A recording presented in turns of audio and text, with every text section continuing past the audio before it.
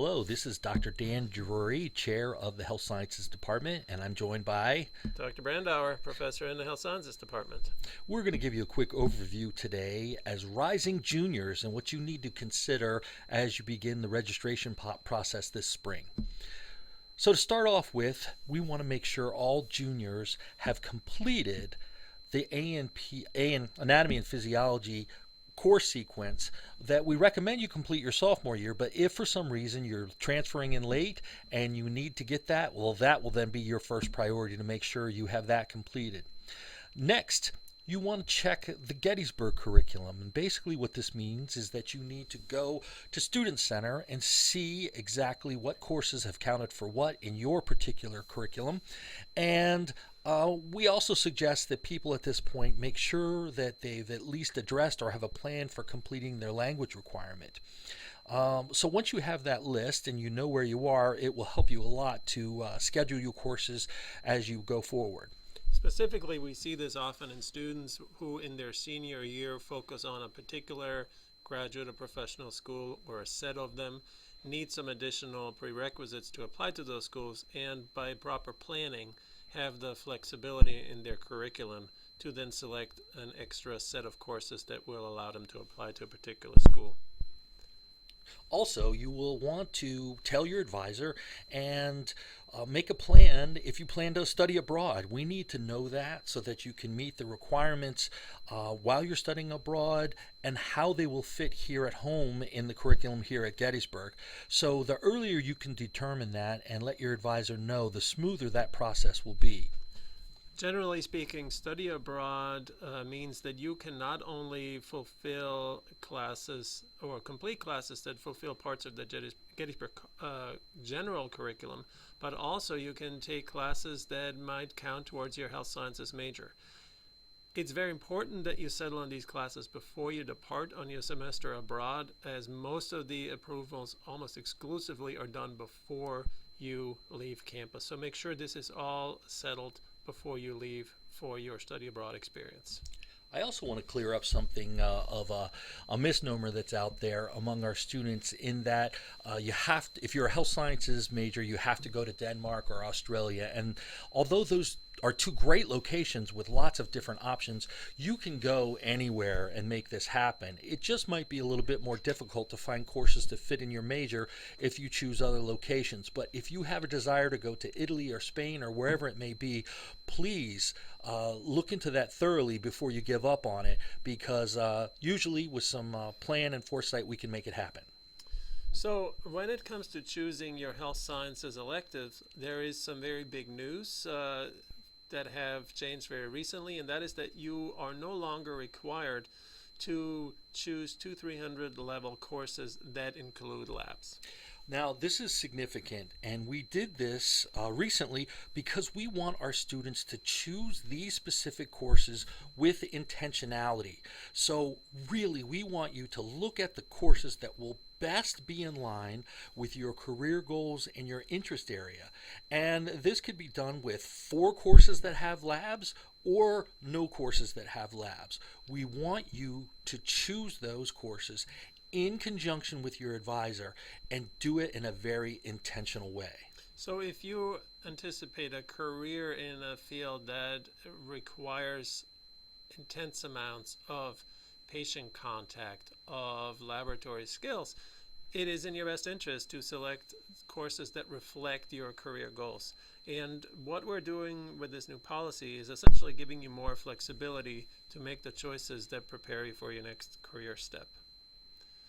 So in short, choose courses that may be a prerequisite for graduate education, or at least help you prepare for the education that you seek.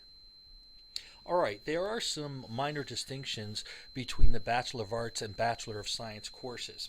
To start off with, I'll do the Bachelor of Arts, and you need to consider your 300 electives, as we just explained, but you also will need to take nutrition or public health. Most people take nutrition their sophomore or junior year, which is great, but we have just made another recent change with public health that for this particular requirement, you can now take nutrition or public health. We also think this is a good time to make sure that you've addressed your statistics requirement. For the BA, you can take Math 107 or Health Sciences 232 Health Statistics. Either one of those courses will fulfill this requirement, and this is probably a good year to make sure you have that complete. Also, we want you to start considering summer internships. This type of experience usually is in line with the career that you are seeking to prepare yourself for, and getting hours in that particular area is particularly helpful. Finally, as we said earlier, we want to consider what prerequisites you might need. And the Bachelor of Arts specifically is advantageous because there is room within that curriculum to take a variety of other courses from other departments or our department that might help you hit the prerequisites for that program while you're still in school. On the Bachelor of Science side, you again need to choose some 300 level HS elective classes, as we discussed before. Make sure these prepare you for your future that you seek. You are also required to enroll in 2 semesters of organic chemistry and or physics. You don't have to take those all in the same year. It's a discussion that you really need to have in depth with yourself first, and then with your advisor, to make sure you take a course load that you can manage, and take those classes in a timeline that is productive for you. The HS statistics requirement, again, needs to be fulfilled along the way. Generally, we feel that it's good to pick up some extra quantitative skills relatively early on. If you haven't enrolled in statistics until now, it's probably a good time to do that. Genetics and cell biology is also a part of the HS Bachelor of Sciences. They're fundamentally important courses. For instance, the MCAT exam requires thorough knowledge in genetics and cell biology. Speak with your advisor or with a health professions advisor on the proper timing of these classes. Finally, the Health Sciences Department distinguishes itself in many ways. One of them is that we have a very high rate of students participating in summer internships or shadowing experiences. Talk to your advisor, contact the folks in the Center for Career Development, and discuss what the benefits of internship experiences would be and how you can find an internship that is optimal for you.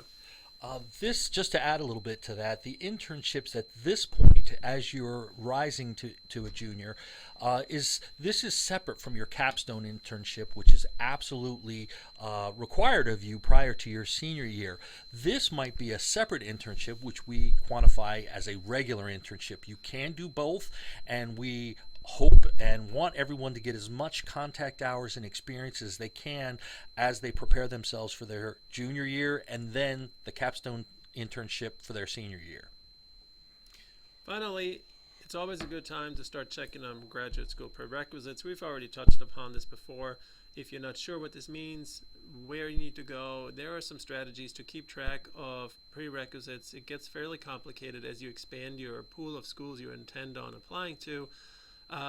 Stay organized, make sure you have the prerequisites before you apply, and select your courses accordingly. All right, the next step, you are ready to meet with your advisor, and we want you to show up prepared and ready for a productive discussion. So this is going to take some work on your part. So the first step is to sign up for an appointment specifically by yourself with your advisor. That might be done via email, or some of them might contact you with a sign-up list that's on their door. You also want to bring your 4-year planning grid. So this is basically to keep track of the courses that you have taken and also try to loosely schedule out the ones that you're going to take in the future. This is really helpful to do with your advisor, and it's good to have as a pencil in type of document that you can amend as you go along. So next, you're going to need a registration form that will come to you from the registrar's office, and we want you to have this completed. Please don't show up to your advisor with a blank form and ask us to sign it. The whole purpose of having the advisor sign it is to make sure that we have a productive discussion that is going to put you in the best position to meet your goals. Part of this productive discussion is also to identify several options for key courses that you may not be able to enroll in. For instance, you have your heart set on taking our chronic disease course, but it fills up before your registration time slot opens. What will you do if you can't take this class? Do you have any options? Can you take a lab section that is on a different time or day? These are things you are already familiar with from your previous time at Gettysburg College, but it's very helpful for you to consider that before your appointment. If you do have some other questions that you have for your advisor, this is the time to speak up, ask those questions. We don't always know the answer, but we almost always know who does know the answer. So if we don't know it ourselves, we can get you in touch with the people who can help you get things sorted. All right, now that you have everything signed and ready to go, you need to prepare for the moment when you are eligible to register online. So, a couple of things we want to remind you about is sometimes there might be a hold on your account from the registrar's office. This could be for a financial aid issue or a fee or a bill that wasn't paid. And if this isn't paid, they will literally put up a hold on your account and you won't be able to register. So I just like to remind students to make sure that you don't have a hold and you're prepared and ready to go. So once your time comes up, you should have that form filled out and get ready to press enter at the very moment that you're open to do so. This will allow you the first chance to get into the courses that you want and make those secondary choices hopefully not necessary. But if and when they are, you should be ready for that as well. So by the time you're a rising junior, you're familiar with how Student Center works and operates, with how you enter classes into your shopping cart. Make sure that this is all done before your time slot. Be there at your computer 5 to 10 minutes early, so that all you have to do when your time slot opens is to push the button, and you have dramatically increased of being able to enroll in the classes that you have chosen. Okay, well that's all for us for today. I hope this was helpful, and we look forward to seeing you in the next couple of weeks.